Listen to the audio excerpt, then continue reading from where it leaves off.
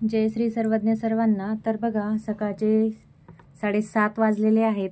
कशी दिसेल तुम्हाला हे बघा, 7:30 वाजलेले आहे। सकाळी 6 वाजता उठून, रात्री पण 11:30 12 वाजता झोपायला, सकाळी 6 वाजता उठून शॉपमध्ये आले। आणि हा ब्लाऊज बघा, डिझाईनचा ब्लाऊज आहे, प्रिन्सेस कट। आणि जे टेलर लोक आहेत त्यांना माहीत आहे हा कपडा किती सरकणारा आहे।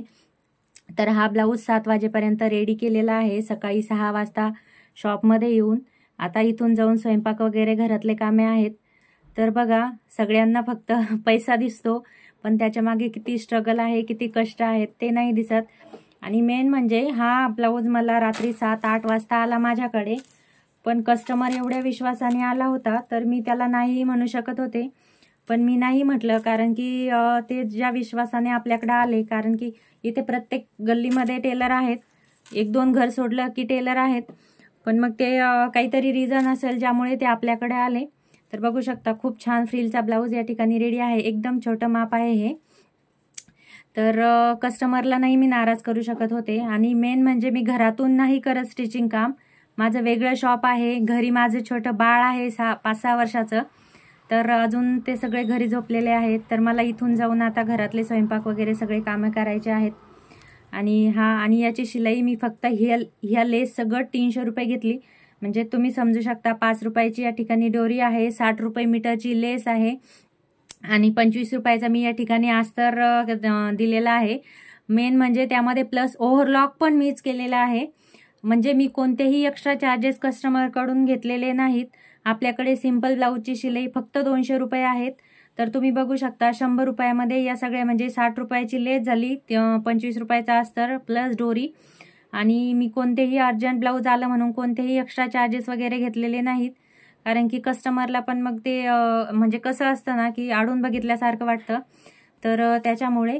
तर बघा, आपलं काम जर चांगलं असेल तर कस्टमर आपल्याकडे आपोआप येतात, त्यांना आपल्याला काही म्हणजे एक ब्लाऊज शिवूनच बघा, हेच तेच एवढं काही सांगायची गरज नाही आहे।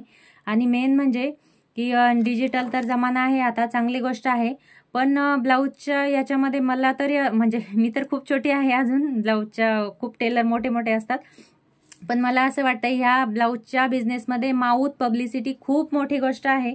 म्हणजे जर व्हिडिओ वगैरे बघितल्यापेक्षा जर एका लेडीजनी जर दुसऱ्या लेडीजला सांगितलं की त्या छान ब्लाऊज शिवतात, तर बायका पटकन विश्वास ठेवतात आणि आपल्याकडे येतात। तर बघा, रात्रीचा दिवस करून काम करावं लागतं, तर पण ठीक आहे, आपण खुश आहोत ना बिझनेसमध्ये, आपल्या कामामध्ये, ही सगळ्यात मोठी गोष्ट आहे। आणि मेन म्हणजे मी रोज सकाळी 7-7:30 वाजता वाजेपर्यंत झोपणारी बाई, पण जर आपलं काम आवडीचं असेल तर आपल्याला आपोआपच जाग येते। मी अलार्म 6चा लावला होता, पण तरीही मला म्हणजे 4:30-5 वाजेपासूनच जाग येत होती, की कधी 6 वाजतात आणि कधी मी एकदा, म्हणजे मी लवकरही आले असते, पण एवढ्या सकाळी खाली येऊन दुकान उघडायला म्हणजे चांगलं नाही वाटत, त्याच्यामुळे मी थोडे उशीरच आले।